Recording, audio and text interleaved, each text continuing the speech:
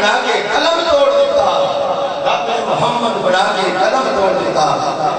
وقت دے دامن کی گریش نہیں کہ مزید انو آقا دی شان نشر سنائیدان ساڑھے دوسرے خطیب شاہ صاحب تشریف لا چکے ہیں اور میرے کو دو نام دے نہ کھانا دے، میں نے یہ معلوم کرنا ہے انتظامی دی بلوں قبلہ بٹی صاحب کا خطاب، پھر انہوں کا خطاب انشاءاللہ خطاب سنا گے۔ اگر موقع ملے تو اسے نات کا موقع مل جائے گا۔ نعرہ جی بھوجا خطیب اہل سنت کا استقبال کرنا ہے۔ صاحبزادہ والا شاہ مقرر شعلہ بیان ختم نبوت پہ کام کرنے والے بڑے عظیم علمی سکالر صاحبزادہ محمد ولی زمان پٹنی صاحب، advocate high court of Lahore, مرکزی صدر ورلڈ حفظ ختم نبوت پاکستان کے، ان کو میں دعوت دوں گا نعرہ کی گونج میں استقبال کیجیے۔ نعرہ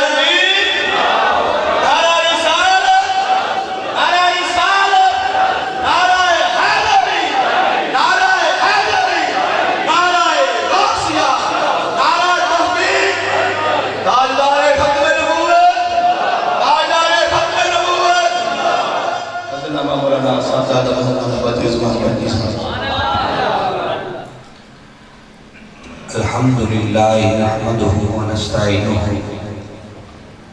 ونستغفره ونؤمن به ونتوکل علیہ ونعوذ باللہ من الشیطان الرجیم بسم اللہ الرحمن الرحیم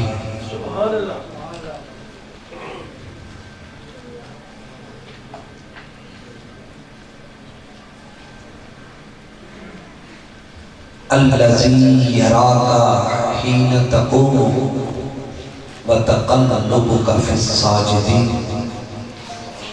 صدق اللہ العظیم۔ قال النبی صلی اللہ علیہ وسلم لم ازل انقل من الاسلاب الطیبین الى الارحام الطاہرات صدق رسول النبی الکریم وفی مقامہ قال رسول اللہ صلی اللہ علیہ وسلم انا آخر الانبیاء وانتم آخر الامم صدق رسول النبی الکریم ونحن علی ذلك من الشاہدین والشاکرین والحمدللہ رب العالمین۔ رب اشرح لي صدري ويسر لي امري واحلل عقدة من لساني يفقهوا قولي اما بعد يا رسول الله انظر حالنا يا حبيب الله اسمع قالنا انني في بحر غم مغرق خذ يدي يا سيدي سهل لنا اشكالنا يا سيدي سهل لنا اشكالنا یا سیدی سہل لنا اشکالنا۔ امداد کن ازہن جو ہم آزاد کن در دین و دنیا شاد کن یا غوث العظم پیر ماں المدد المدد المدد یا غوث العظم دستگیر اسم اعظم حرز اکبر اعتصامی ششتہار نام یا خواجہ شاہ سلیمان رد حل مشکلات۔ ہزار بار مشوق دہن خاموش کے غلام ہنوز نام تو گفتن کمال بے ابلیس نغمہ کجا و من کجا ساز سخن بہانائیس سوئے قطار بھی کشم ناقائے بے زمان را لکھتا ہوں خون دل سے یہ الفاظ احمری لکھتا ہوں خون دل سے یہ الفاظ احمری بعد از رسول ہاشمی کوئی نبی نہیں کوئی نبی نہیں کوئی نبی نہیں کوئی نبی نہیں۔ کیوں کہ اصلاً یہ واقعہ ہے کہ ذات خدا کے بعد اصلاً یہ واقعہ ہے کہ ذات خدا کے بعد میرے نبی ختم ہیں عظمت کے سلسلے۔ یا صاحب الجمال و یا سید البشر من وجهك المنیر لقد نور القمر لا يمكن الثناء کما کانا حقہ بعد از خدا بزرگ توئی قصہ مختصر۔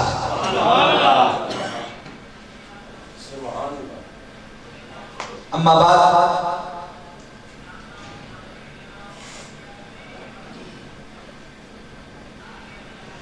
محترم المقام واجب الاحترام علماء اہل سنت، قابل صد احترام ثنا خانان مصطفیٰ اور انتہائی محبت کے لائق قابل صد احترام بزرگوں، عزیز دوستوں، نوجوان ساتھیوں اور پیارے بچوں، اللہ رب العالمین کا شکر ہے کہ آج ہم حضور علیہ السلام کی میلاد، ذکر اور شان والی محفل میں حاضر ہیں۔ دعا ہے اللہ کریم ہماری اس حاضری کو اپنی بارگاہ میں ذریعہ نجات بنا دے۔ گرامی قدر میرے فاضل دوست، تحریکی ساتھی،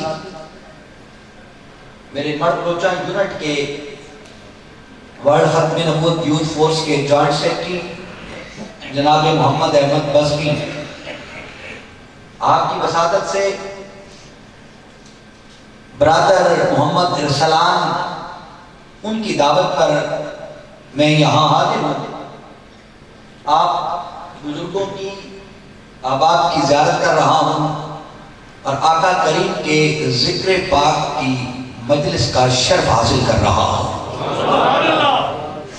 مجھ سے پہلے بارگاہ رسالت میں گلہائے عقیدت پیش کیے گئے اسی مسجد کے غالباً خطیب اور امام صاحب اپنی خوبصورت گفتگو میں اپنے اس کلام، اس محفل کا ابتدائیہ سرکار کی امت پر کرم نوازی اور بندہ پروری کے حوالے سے گفتگو فرما رہے تھے، اور میرے بعد ملک کے عظیم نامور خطیب اہل سنت حضرت علامہ پیر سید علی ذوالقرنین لکھوی حافظ آبادی، حضرت علامہ پیر سید شبیر حسین شاہ صاحب حافظ آبادی کے بھانجے، ان کا خطاب دل پذیر ہوگا۔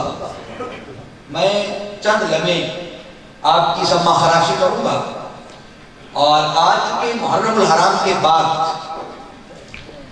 محافل میلاد اس سال میں ہماری روٹین میں پہلی محفل ہے۔ محرم کے بعد چونکہ سفر ہے، تو سفر میں میلاد مصطفیٰ کی پہلی محفل ہے جس پہ ہم حاضر ہیں۔ ویسے سرکار کے میلاد کے ذکر تو مختلف لمحے، مختلف اوقات میں نشست و برخاست میں ہوتا رہتا ہے، اگر باضابطہ محفل پہلی ہے تو آج اس محفل میں میرا جی کہہ رہا ہے، اور میرا ایک عرصے سے معمول ہے کہ میں ربیع الاول سے پہلے سفر کے مہینے میں جو میلاد کی محفلیں آئے ہیں یا ربیع الاول میں، تو میں اس کی گفتگو کا جو موضوع ہے وہ حضور کے والدین کی شان لیتا ہوں۔ کیوں کہ مقصد حضور کی محبت حاصل کرنا ہے، تو محبوب کے محبوب کا ذکر کریں تو محبوب جلدی راضی ہوتا ہے۔ اور پھر اس پر فتن دور میں فتنے گاؤں پہ ہیں، بڑے بڑے فتنے اٹھ رہے ہیں، ان فتنوں میں ایک فتنہ یہ بھی بدبخت ہے جو حضور کے والدین کے ایمان پر تانا زنی کرتا ہے کہ معاذ اللہ وہ مومن نہ تھے، معاذ اللہ۔ تو اس فتنے کا بھی راضی، اور حضور کے والدین کے ایمان کی وکالت بھی ہو جائے گی، حضور کا بھی ذکر ہو جائے گا تو حضور راضی ہو جائیں گے۔ تو کیا آپ احباب میرے ذہن کے ساتھ، اس موضوع کے ساتھ احباب متفق ہیں؟ آج کی گفتگو کا آغاز میں اسی مناسبت سے قرآن کی ایک آیت کریمہ کا ایک حصہ اور ایک حدیث مبارکہ، اور پھر ایک حدیث میں نے خطبہ میں جو پیغام آخر پہ دینا ہے اس حوالے سے عرض کی ہے۔ تو آپ نے وقت میں شاہ صاحب کی آمد سے قبل جو مجھے وقت ملا ہے، میں اس وقت میں اپنی معروضات آپ کے سماعتوں کی نظر کروں گا۔ گرامی قدر الذی یراک حین تقوم وتقلبک فی الساجدین، یہ قرآن مجید کی آیت ہے۔ ابتدا میں قرآن اور حدیث پھر عقلی دلائل پر دو چار دلیلیں عرض کروں گا، اور پھر محفل میں کہتے ہیں روحانیت اور حسن کے لیے حضور کے حسن کا ذکر کروں گا، تو اپنی حاضری مکمل ہوگی۔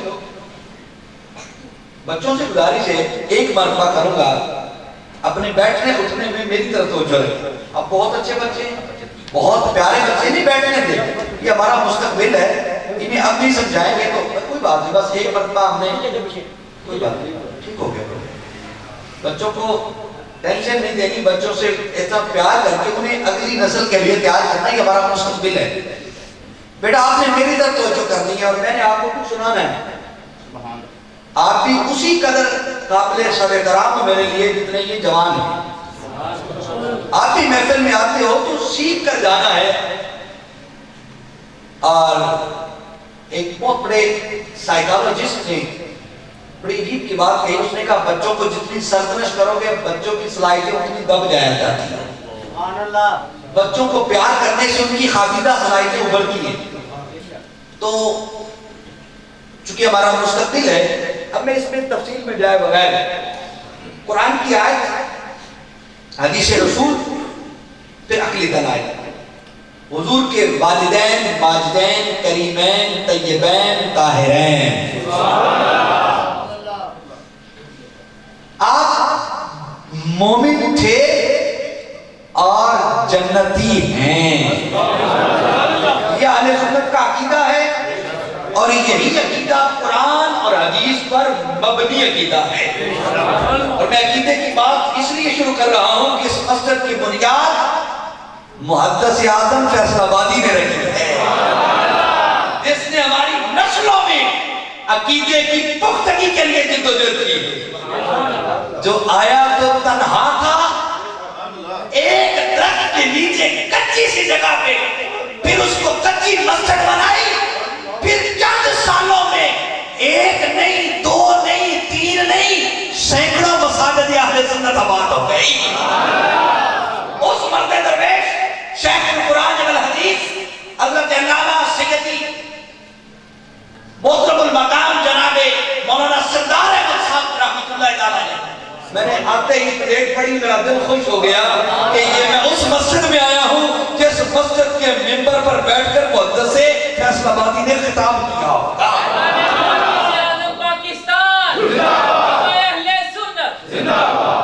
اب توجہ کرنا، عقیدہ بزرگوں نے ہمیں عقیدہ ہی سمجھایا ہے، اور جس کا عقیدہ پختہ ہے عمل بھی اسی کا ہی قبول ہے۔ جس کا عقیدہ پختہ نہیں، لاکھ عمل کرتا پھرے، وہ لاکھ طواف کرے، لاکھ قربانیاں دے، لاکھ وظائف کرے، کوئی عمل قبول نہیں اگر عقیدہ صحیح نہیں۔ اگر عقیدہ صحیح ہے تو راستے سے اٹھا کر کانٹا باہر رکھنا بھی قبول ہو جائے گا۔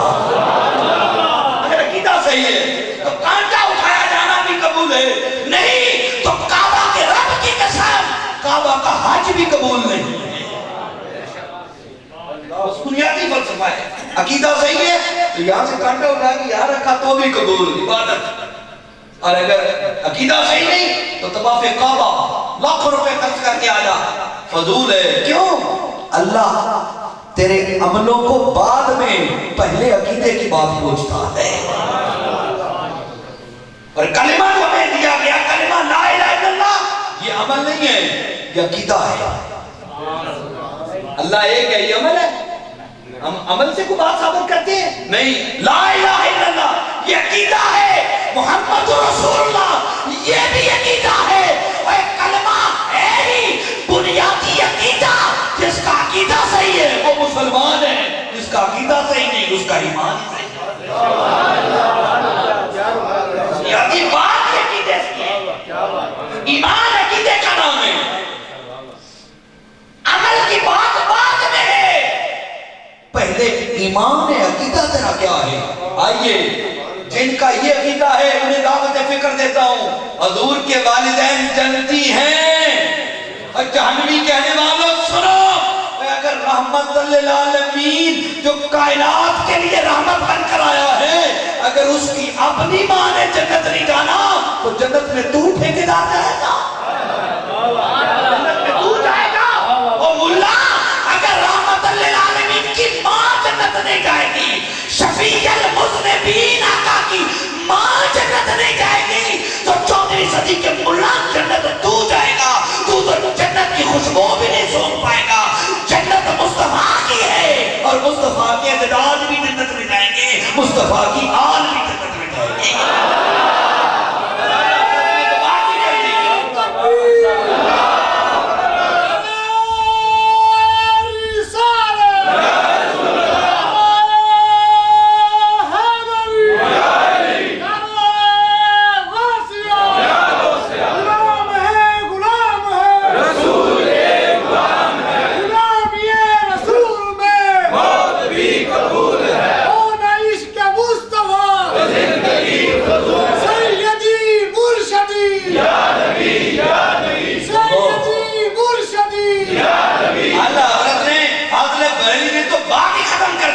کہتے ہیں ہم رسول اللہ کے، جنت رسول اللہ کی۔ حضور کے امتی جنت جائیں گے، کیا حضور کی اماں جنت نہیں جائیں گے؟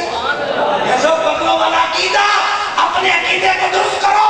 ہمارا عقیدہ قرآن اور سنت کے عین مطابق ہے۔ آئیے قرآن کی آیت پڑھتا ہوں، الذی یراک حین تقوم وتقلبک فی الساجدین۔ اللہ فرماتا ہے اے محبوب، لفظی ترجمہ پہلے سنے، میں پھر تفسیر کی طرف آتا ہوں۔ تفسیر بھی اپنی نہیں دوں گا، اس کی دوں گا جس نے قرآن آنکھوں کے سامنے اترتا دیکھا ہے۔ نہیں یار، مزہ آ جائے گا۔ عقیدے کی بات کر رہا ہوں، عقیدہ بنیاد بنائیں اور اس کے بعد ذوق ملے گا آپ کو۔ اور ذوق کی وادی کے شہنشاہ حافظ آبادی ہے، وہ ذوق بھی آپ کو دیں گے، علم بھی دیں گے، لیکن میں چند ایک نکات عقیدے کے آپ کی سماعتوں کی نظر کرنا چاہتا ہوں۔ پہلے لفظی ترجمہ سنیں، الذی، اللہ تعالیٰ قرآن میں فرماتا ہے الذی یراک حین تقوم وتقلبک فی الساجدین۔ اللہ فرماتا ہے اے پیارے محمد، ہم تجھے دیکھتے ہیں سجدہ کرنے والوں کے درمیان منتقل ہوتا ہوا آیا ہے۔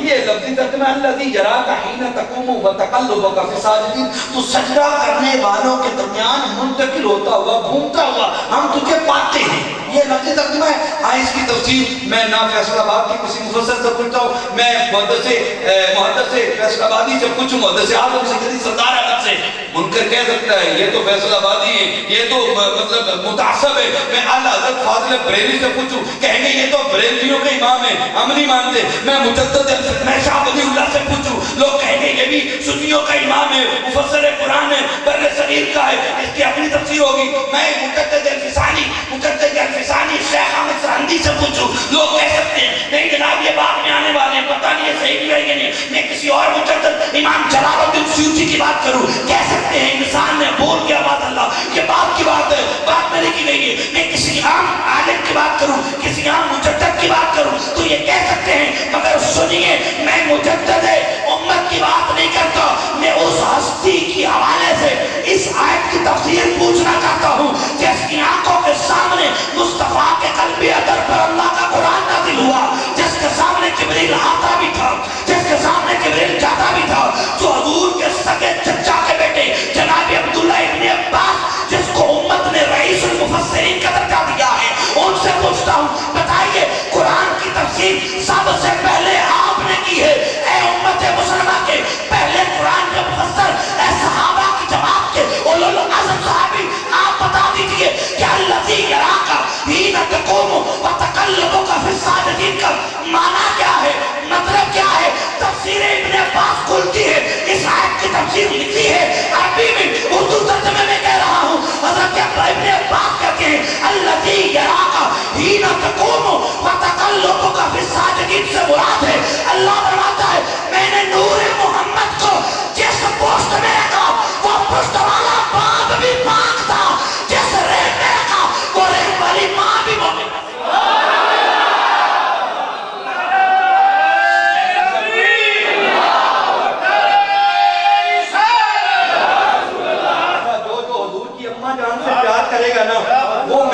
تو سبحان اللہ پیار سے کہتا چلا جائے.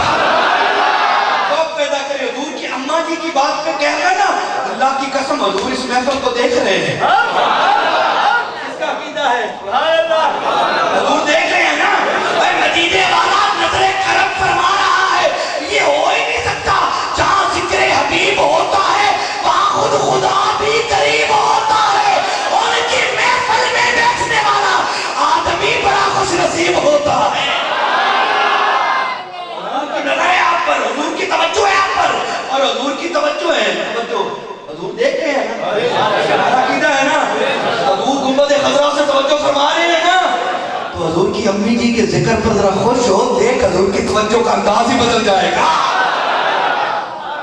حضور کی امی جی, حضور کے ابا جی کے ذکر پر ذرا مچل تو صحیح, ذرا محبت کے پھول حضور کی بارگاہ میں پیش کر کے اپنے عمل اور زبان سے یہ بتا زمانے کو کہ ہمارا عقیدہ ہے کہ حضور کی امی جی بھی جنتی ہیں, حضور کے ابا جی بھی جنتی ہیں. سنیے ذرا, الذی یراک حین تقوم تقلبک فی الساجدین کی تفسیر. سکے حضور کے چچا کے بیٹے جن کے سامنے قرآن نازل ہوا, جنہوں نے امت میں پہلی تفسیر لکھی, وہ کہتے ہیں الذی یراک سے مراد حضور کا نور ہے. اللہ نے فرمایا نور محمد ہم نے جس پشت میں آدم سے لے کر شیش تک, آدم سے لے کر شیش کے بعد پھر چلتے چلتے چلتے نوح سے لے کر پھر آگے چلتے چلتے پھر جہان, ابراہیم و اسماعیل و عدنان و ماد و بزرگ, جس پشت میں رکھا. اس آیت کی تفسیر یہ ہے کہ جس پشت میں اے محمد ہم نے تیرے نور کو منتقل کیا, تقلبوں کا فی الساجدین, وہ سجدہ کرنے والا تھا. بتائیے سجدہ کرتا ہے؟ مشرک تو ساجد کہہ سکتے ہو؟ ساجد مشرک نہیں ہوتا, ساجد وہی ہوتا ہے جو اللہ کو سجدہ کرے. اچھا مجھے یہاں پر میں ایک تھوڑی سی اور بات کہنا چاہتا ہوں, توجہ بھائی جان, توجہ. اچھا یہ میرے بھائی ہیں, انہی کی مثال دے لیتا ہوں. یہ نماز پڑھ رہے ہیں, یہ جانتا نہیں, ان کے عقائد سے واقف نہیں ہوں. میں سوچ رہا ہوں یہ اللہ کو سجدہ کر رہا ہے, ممکن ہے میری عقل دھوکہ کھا جائے, یہ سجدہ صحیح نہ کر رہا. میری عقل دھوکہ کھا سکتی ہے نا, آپ دھوکہ کھا سکتے ہیں نا. پتہ نہیں وہ ریاکاری پر مبنی سجدہ ہو.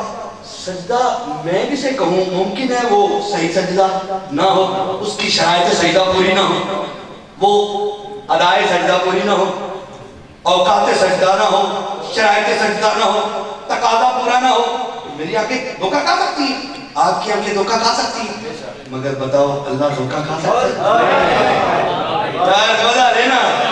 اللہ جس بندے کے بارے یہ گارنٹی دے دے, اور دے بھی قرآن میں نہیں یار, آپ دے دیا سمجھ آئیے. اللہ جس کی گارنٹی دے دے اور دے بھی قرآن میں نفس قطعی سے کہ یہ ساجد ہے, یہ مجھے سجدہ کرنے والا ہے. بتاؤ سجدہ کرنے والا مشرک ہو سکتا ہے؟ سجدہ کرنے والا مشرک ہو سکتا ہے؟ آئے میں صدقے جاؤں, میں فارغ جاؤں, بس بھائی اب مہربانی, یہ میزبانی سے محبت کرنی ہے بات میں آپ نے, ٹھیک ہے نا. ان کو آپ نے پیار سے خوش پیش کرنا ہے, تحفہ بیٹھ گیا, آپ کو محبت ہو جائے گی. لیکن اب یہاں پھر وہ میرے لیے پرابلم ہوگا. بہت مہربانی, ذکر حضور کی امی کا ذکر ہو رہا ہے, یہاں تو روحیں معطر ہو رہی ہیں. آپ کی محبت ہے, آپ کی محبت ہے محفل کے ساتھ, اللہ سلامت رکھے. میں بلا کیا کہہ رہا تھا, یاد ہے؟ ہاں, اللہ جس کو قرآن میں یہ گارنٹی دے دے کہ یہ ساجد ہے, وہ مشرک ہو سکتا ہے؟ بولو نا. میری آنکھیں بھول سکتی ہیں, اللہ تو نہیں بھول سکتا. میں دھوکہ کھا سکتا ہوں, آپ دھوکہ کھا سکتے ہیں, اللہ تو نہیں کھا سکتا. اللہ فرماتا ہے یہ ساجد ہے جس پشت میں نور محمدی منتقل ہوتا گیا. وہ پشت والا باپ بھی ساجد یعنی مومن, اور وہ رحم والی ماں بھی مومنہ ہے. یہ قرآن ہے, اس کی تفسیر حضرت عبداللہ ابن عباس کہہ رہے ہیں کہ جس پشت میں اللہ کا نور محمدی رہا, وہ پشت والا باپ بھی پاک, وہ رحم والی ماں بھی پاک تھی.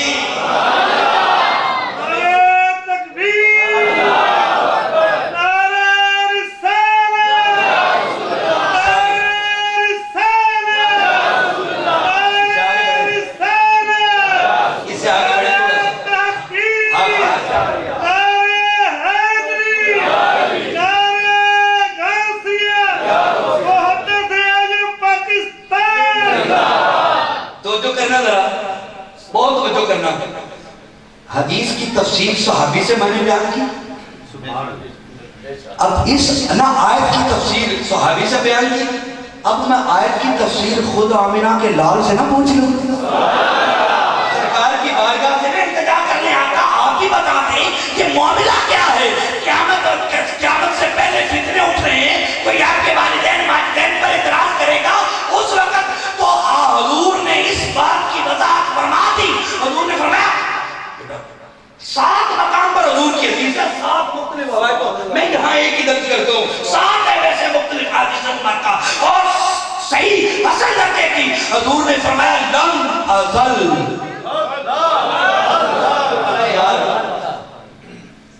اچھا میں بات کروں نا تو میں کہوں گا یہ میرے دادے تک مجھے پتا ہے, کوئی بات کرے گا کہے گا مجھے اپنے پردادے تک پتا ہے, کوئی بات کہے گا مجھے اپنے 5ویں دادے تک پتا ہے.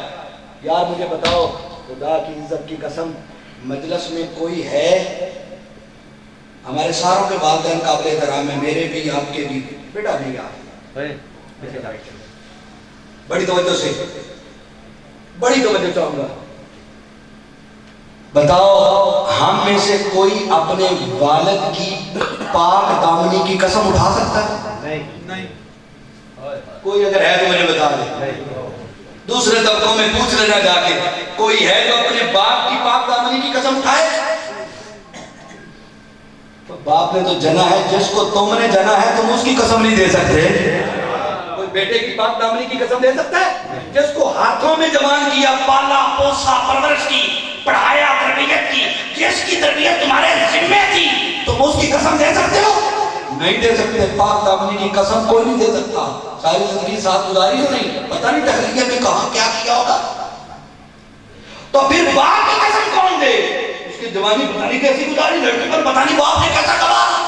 مگر توجہ کر, تو قسم نہیں دے سکتا, اور تجھے تو اپنے باپ کے 3 سے اوپر نام پتہ نہیں ہے. مجھے تجھے ہم سب ہے, 3 4 دادے سے اوپر ہمیں پتہ ہی نہیں ہے کون ہے ہمارا 4تھا 5واں دادا. مگر سن, اے علم پر اعتراف تو سستی پہ کرتا ہے, تجھے اپنے باپ کا نہیں پتا, تجھے اپنی اولاد کا نہیں پتا, اعتراض کرتا ہے تو سستی پر. حدیث کے لفظ ہے, حضور نے اپنے ایک دادے کی بات نہیں کی, 2 دادوں کی بات نہیں کی, 3 دادوں کی بات نہیں کی, 4 دادوں کی بات نہیں کی. حضور نے جناب آدم علیہ السلام تک, جناب حوا تک کہہ دیا فمن لم ازل انقلوا من الاصلاب الطیبین الی الارحام الطاہرات. لوگوں میں ہمیشہ سے جس باپ کی گود میں آیا, ہمیشہ سے جس ماں کے رحم میں آیا, وہ میرا باپ بھی پاک تھا, وہ میری ماں بھی پاک تھی.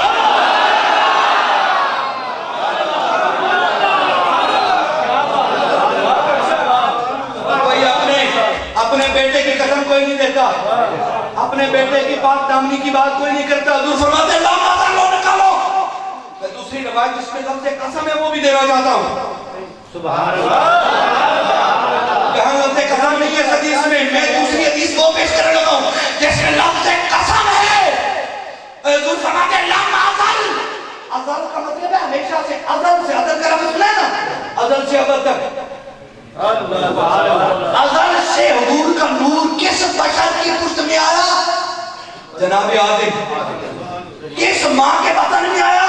جناب سیدہ حوا. اس سے پہلے تو کوئی نہیں تھا نا انسان. حضور فرماتے ہیں لم ازل انقلوا من الاصلاب, میں ہمیشہ سے جس پشت میں آیا وہ پشت والا باپ پاک تھا, وہ رحم والی ماں بھی پاک تھی. یہاں صرف پاکی کی بات کی ہے, یہاں صرف. اگر میں کہوں نا میرے ابا جی بڑے اچھے ہیں, میرے ابا جی بڑے اچھے ہیں, تو آپ کہہ سکتے ہیں ٹھیک ہے ہر بیٹے کہا کہ اپنے باپ کی تعریف کرے. مگر میں اگر یہ کہوں قسم ہے میرے باپ میں خامی کوئی نہیں, تو یہ اور بات ہے, یہ چیلنج ہو جائے گا.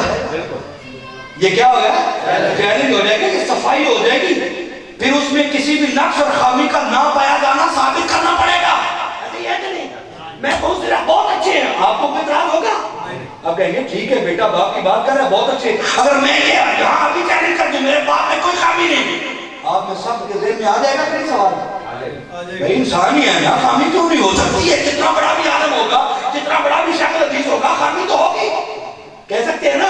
لیکن جب میں یہ چیلنج کروں تو آپ پھر سوچیں گے نا سوال آئے گا نا، مگر سن میرے چینل پر تجھے سوال آ سکتا ہے اور آنا بھی چاہیے، کوئی اور سوال کرے تو ذہن میں سوال آنا بھی چاہیے، مگر سن آمینہ کا لال فرما رہا ہے، ترمذی شریف کی حدیث ہے، حضور نے فرمایا میں قسم اٹھاتا ہوں میرے باپ دادا زنا جیسی سفا بیماری سے پاک تھے۔ نہیں یار ابھی نہیں آیا، مزہ نہیں آیا، ٹھیک ہے کہ سبحان اللہ۔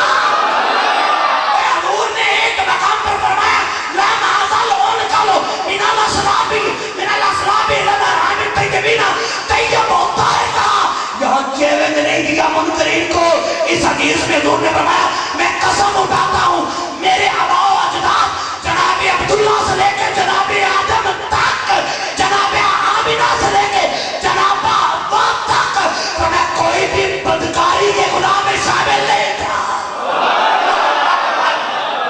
حضور نے کہا، حضور نے اپنے آدم علیہ السلام سے لے کر عبداللہ تک اپنے ہر پاک کی پاک جاننے کی قسم اٹھا دی ہے۔ یہاں پہ عقیدے کی بات کروں، محدث فیصل آبادی کے محدث اعظم کے شہر میں ہوں، ایک عرض کر دوں، شریعت کا اصول ہے بن دے کے گواہی نہ دینا۔ بات ہو گئی سمجھ نہیں آئی، شریعت کا اصول ہے بن دے کے گواہی، آپ نے منظر دیکھے نہیں آپ قسم اٹھا سکتے ہیں؟ بولو، آپ نے منظر دیکھے نہیں جناب آپ قسم اٹھا سکتے ہیں؟ آپ نے منظر دیکھے نہیں آپ عدالت جا کے قسم اٹھا سکتے ہو؟ کہو کہ مجرم ہو گئے، شریعت اجازت نہیں دیتی، قسم اٹھانی پڑے گی تو منظر دیکھنا ہوگا۔ پتہ چلا آدم سے عبداللہ تک سب حضور کے سامنے تھے،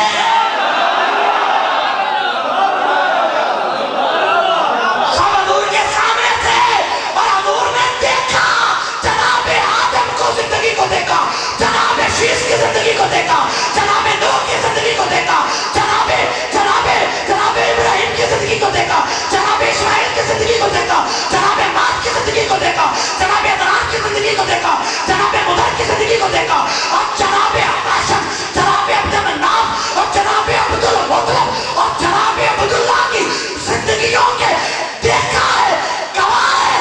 تبھی تو حضور ممبر مکہ پہ بیٹھ کے کہہ رہے ہیں لوگوں میرے باپ عبداللہ سے لے کر دادا آدم تک کوئی بھی بدکار نہیں۔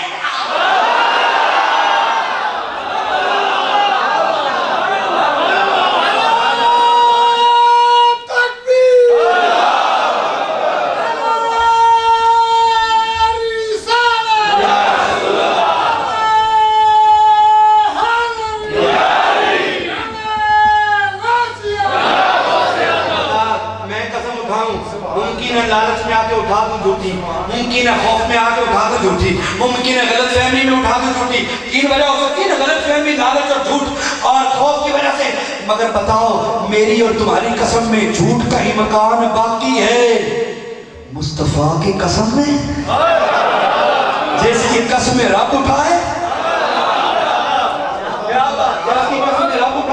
بات لمبی ہو جائے گی توجہ کرنا۔ حضور نے فرمایا لا معزل انکلو من الاسلاب طیبین الی الارحام طاہرات، میں ہمیشہ سے پاک پشتوں سے پاک رحموں میں آیا ہوں، تو بتا اب عقیدہ ماننا پڑے گا، حضور کا نور جس پشت میں رہا وہ پشت والا باپ بھی پاک، جس رحم میں رہا وہ رحم والی ماں بھی، سب کو کہنا پڑے گا تب میری بات آگے اب چلے گی، وہ رحم والی اماں بھی، یہ عقیدہ ہے کہ نسلوں کو دے، حضور کے والدین بھی، حضور کے دادے بھی، حضور کی دادیاں بھی، جناب جبریل آئے حضور کی بارگاہ میں، تیسری حدیث سنا دو، اجازت ہے، ذوق ہے نا، پھر پیار سے کہہ دے سبحان اللہ۔ جناب جبریل امین آئے حضور کی بارگاہ میں، آقا نے فرمایا جبریل کیسے آنا ہوا؟ جبریل نے خود ہی کہا آقا میں نے آج نا ایک سیر کی ہے۔ کیا کیا ہے؟ کہا میں نے مشرق سے لے کر مغرب تک، شمال سے جنوب تک، تحت الثری سے فوق سما تک ساری زمینیں چھان ماری، سارے آسمان چھان مارے، مشرقین مغربین چھان ماری، دیکھا کیا؟ کہا دیکھو تو صحیح کوئی حسین آپ جیسا بھی ہے؟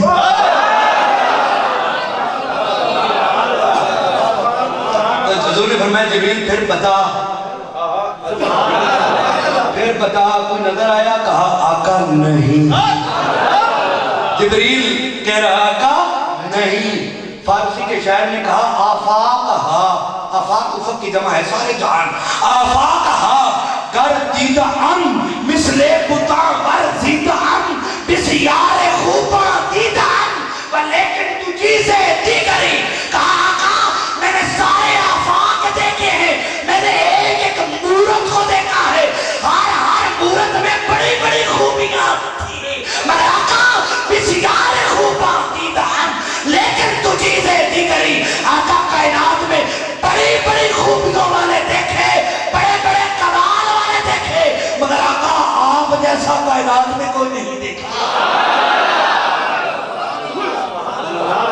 آپ کو آگے بڑھاؤں. حضور کے حسن کی بات آئی. یہ عقیدہ اس کے قرآن کے بڑے دلائل ہیں حدیث کے.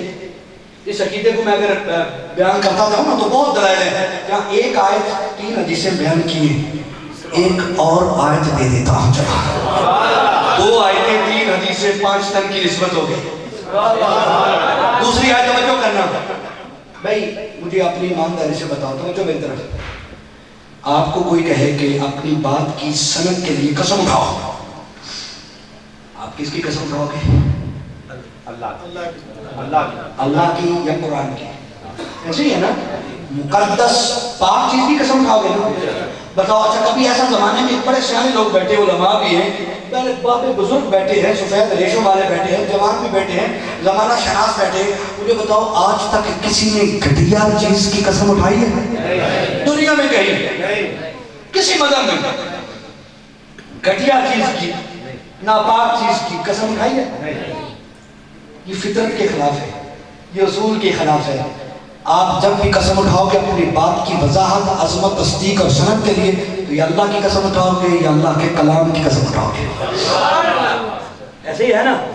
تو جو کرنا، اللہ محتاج نہیں ہے، اللہ محتاج نہیں ہے، اور اللہ کی کسی بات پہ شک بھی نہیں ہے. حاضر ہیں تو بولے اللہ کی کسی بات پہ شک بھی نہیں ہے. اللہ کوئی بات سادے انداز میں کہہ دے وہ بھی اتنی سچی ہے، لیکن اللہ کسی بات کی قسم اٹھا دے تو وہ بات اور بڑھ جاتی ہے، اس کی قدر و منزلت بڑھ جاتی ہے.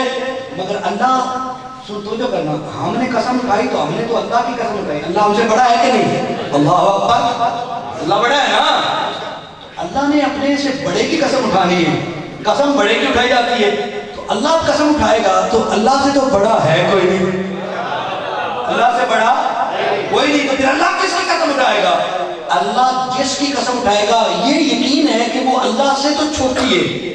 یہ بات کری ہے عقیدے کی، اسے وہ اللہ سے تو چھوٹی ہے، مگر اللہ جس کی قسم اٹھاتے اس بارے میں ایک چیز گارنٹی ہے کہ وہ چیز پاک بھی ہے، وہ چیز اعلیٰ بھی ہے. اللہ سے اعلیٰ نہیں ہے مگر زمانے سے پاک بھی ہے اور اعلیٰ بھی. میں مفسرین کی تفسیر میں زیادہ نہیں جانا چاہوں گا، یا صرف 2 نقطے دوں گا.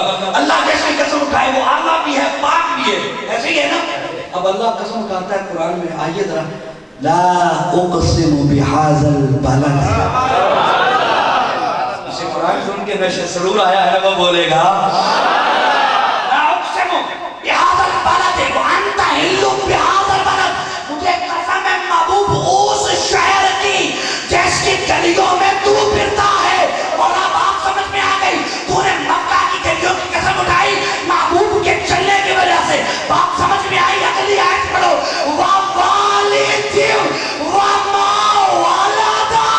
اللہ جس کی قسم اٹھائے یہ اصول شریعت ہے.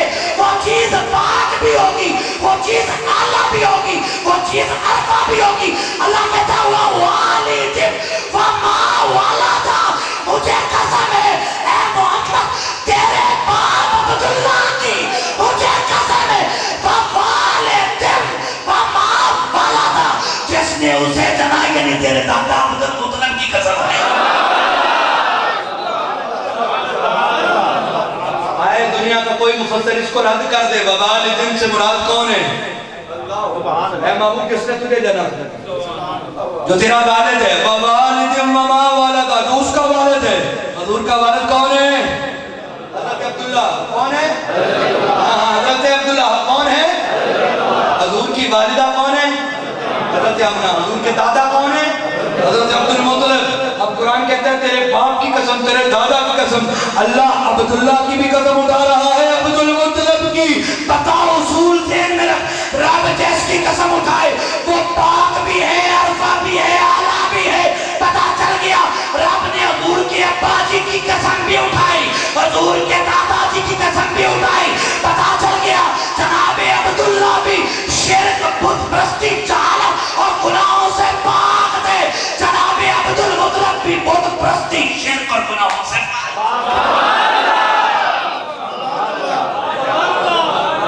باتیں بہت لمبی ہو جائیں گی. ایک عقلی دلیل دے کے بات کو ختم کرنا چاہتا ہوں. اس پہ آیتیں بہت ہیں, حدیث بھی بہت ہیں, مگر وقت کے دامن میں قبلہ شاہ صاحب آنے والے ہیں تو ان کی آمد سے پہلے آپ کو ایک عقلی دلیل بھی دے دوں. توجہ ہے؟ سبحان اللہ. وہ آئیں گے جس وقت پر انہیں آنا ہے. آپ بے چین تو نہیں ہیں؟ تھوڑا سا اور آپ کا دماغ سبحان اللہ, تھوڑا سا مخلوق کرنے پڑا. سبحان اللہ.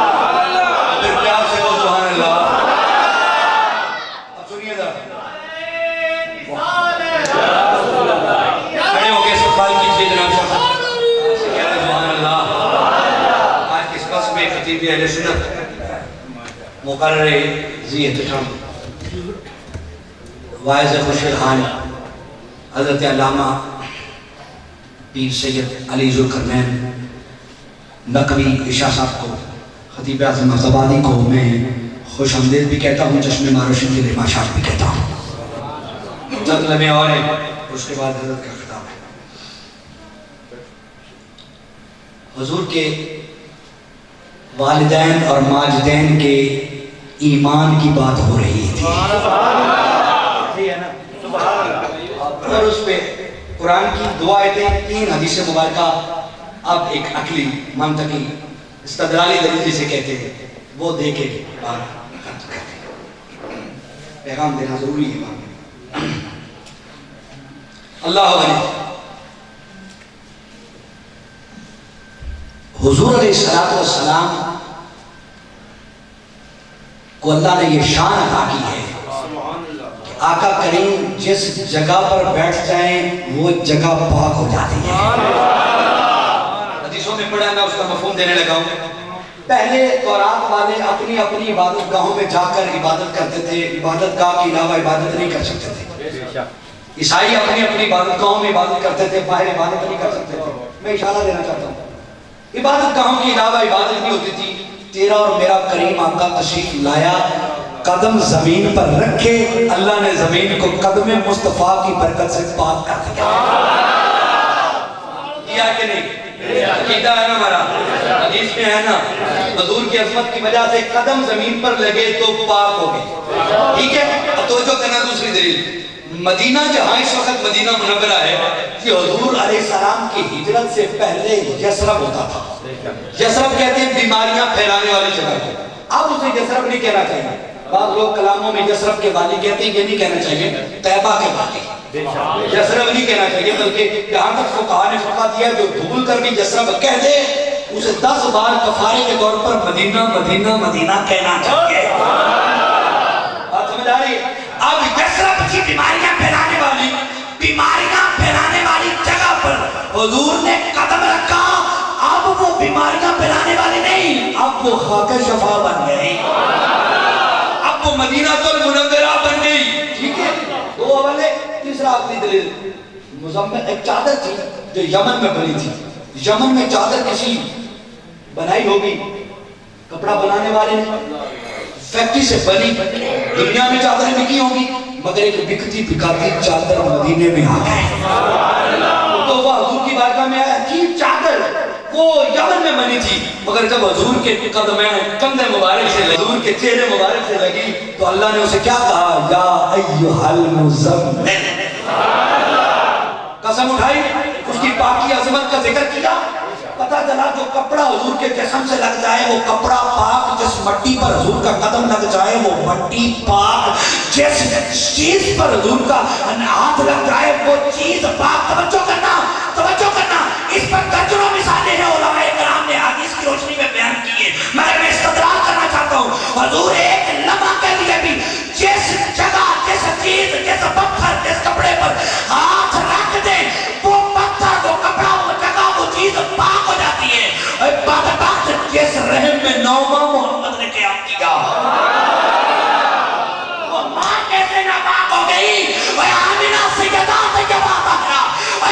मखदूम कायनात मोमिना तैयबा ताहिरा थी। अरे जिस दरख्त और जिस पत्थर पर एक लम्हे के लिए कदम मुस्तफा लग जाए वो नापाक नहीं होता।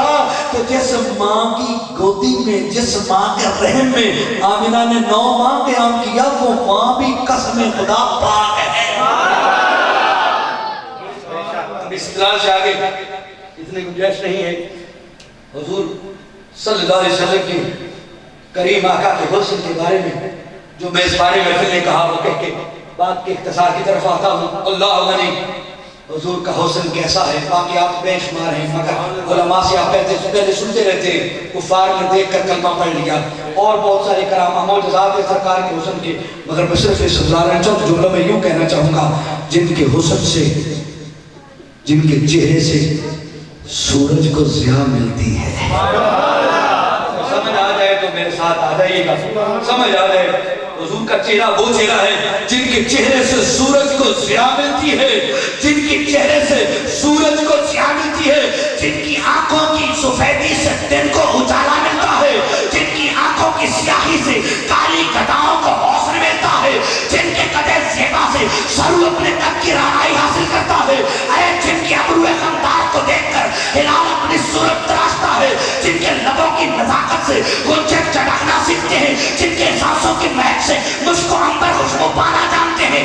अरे जिनकी गुफ्तगू से बुलबुल नगमे आलापना सीखते हैं। अरे जिनके दांतों की तनवीर से जवाहरात चमकने का हुनर जानते हैं, जिनकी जुल्फों की लहक से कायनात बनना संवरना जानती है, जिनके अबरूए खंदार को देखकर अरे हलाल अपनी सूरत तराशता है। अरे जिनकी जलाल से बिजलियां कड़कना और जिनके जमाल से वादे नसीब चलना जानती है। अरे जिनके कदमों के निशान से कायनात इंसानी को मंजर का सुराग मिलता है। अरे वो हबीबे किबरिया अहमद मुस्तफा खातमुल अंबिया अहमद मुस्तफा मोहम्मद मुस्तफा। अरे उनका हुस्न क्या पूछते हो, जिनका हुस्न बिखरे तो कायनात बन जाए, सिमटे तो चिराए तो बिखरे तो कायनात बन जाए, सिमटे तो चिराए तो बन जाए। अरे इसी मंजर को किसी शायर ने कहा, कायनात हुस्न के 12 शोबे हैं और हर शोबे जिसमें हुस्न पाया जाता है, कहते रंग खुशबू सबा फूल शबनम शफक चांद तारे किरण आबे तू चांदनी। ये 12 शोबे हैं जनाब, जिनमें हुस्न है रंग खुशबू सबा फूल शबनम शफक चांद तारे किरण आबे तू चांदनी। अरे ये 12 शोबों को शायद इनके कहता है, रंग खुशबू सबा फूल शबनम शफक चांद तारे किरण आबे तू चांदनी। उसकी दिलकश जवानी की तकमील पे हुस्न फितरत की हर चीज शर्मा गई। गोरडे के शहंशाह अजीम पीरों के पीर पीर मेहर अली गोरडी ने कहा, मुख चंद बदर शाशानी मध्य चमके लाट नुरानी काली जुल्फ आंख मस्तानी मखबूर यकीन इन मतबरिया इस सूरत नु मैं जाना का के जाने जहाना का सच्चे आका दे रब दी में नहीं जाता। बात मैं और शान करता हूँ। अरे मैंने बुनियाद जो बनाई अब तक, मैंने कहा हुजूर के मिलाद की इस साल में ये बाकायदा पहली महफिल मिलाद है, तो मैं हुजूर के वालिदैन का जिक्र करूंगा। कुरान की 2 आयतें 3 हदीसों से 4 हदीसों से ये वादे किया जो अल्लाह और उसके रसूल ने खुद बयान किया कि हुजूर के वालिदैन माजिदैन पाक तैयब और ताहिर थे। आइए हुजूर के 21 दादों का नाम लेता हूँ। शाह साहब बैठे, इनके नाना जी का शजरा जो है, सैयद बादशाह बैठे हैं, आले रसूल है, तो जो करना जरा मौजूदगी में जरा इनके नाना जी कायनात के वाली, कायनात के वाली, जिन्होंने खुद फरमाया ला माज़ालून क़ौलन मिन अल-असलात तय्यबीना इला अल-अरहाम ताहिरात, फरमाया ना हुजूर ने फरमाया कसम है मेरा बाप अब्दुल्ला भी पाक, कसम है अब्दुल मुतलब भी पाक, कसम है। हाय हाय क्या कहा ना हुजूर ने, सुनिए जरा। अब आइए हुजूर के 21 दादों दिन का शजरा खुद हुजूर ने मक्का के मिंबर पर बैठकर सुनाया। 21वां दादा है जनाब अदनान। जनाब अदनान तक मैं पढ़ूंगा, सुनना खामोशी से, जब आखिर पे हो तो कोई जुबान खामोश ना रहे, सारे हुजूर के दादाओं का नाम सुनकर झूम कर कहना है تاکہ میری بھی حاضری آپ کی بھی حاضری ہو جائے. حضور صلی اللہ علیہ وسلم کے باوجودات پاک یہ سید زادے بیٹھے, ان کی محبت اور ان کی اور ان کے پورے خاندان اور آل رسول کی یہ میں رضا حاصل کرنے کے لیے اپنی میلاد کی ہر محفل میں پڑھا کرتا ہوں. میری اس وقت تک محفل میلاد میری مکمل نہیں ہوتی, میں نے ایک منت مانی یا میرا ایک ذوق محبت ہے. مجھے اس سے بڑا فائدہ بھی ملا ہے کیونکہ میں آل رسول کی خدمت کرنے سے بہت مقام ملتا ہے, تو حضور کے اگر اجداد کی خدمت کر دیں گے آل کی کریں گے تو انعام ہے, اب اجداد کی کریں انعام لیں گے تو کیا ملے گا. سنیے ذرا حضور کے والد جناب عبداللہ, حضرت عبداللہ بیٹے حضرت عبد المطلب کے, عبد المطلب بیٹے ہاشم کے, ہاشم بیٹے عبد المناف کے, عبد المناف بیٹے قصہ کے, قصہ بیٹے کلاب کے, کلاب بیٹے مرہ کے, مرہ بیٹے کعب کے, کعب بیٹے لوئی کے, لوئی بیٹے غالب کے, غالب بیٹے فہر کے, فہر بیٹے مالک کے, مالک بیٹے نذر کے, نذر بیٹے کنانہ کے, کنانہ بیٹے خزیمہ کے, خزیمہ بیٹے مدرکہ کے, مدرکہ بیٹے لیاس کے, لیاس بیٹے مدر کے, مدر بیٹے نزار کے, نزار بیٹے ماد کے, اور ماد بیٹے حضرت عدنان کے.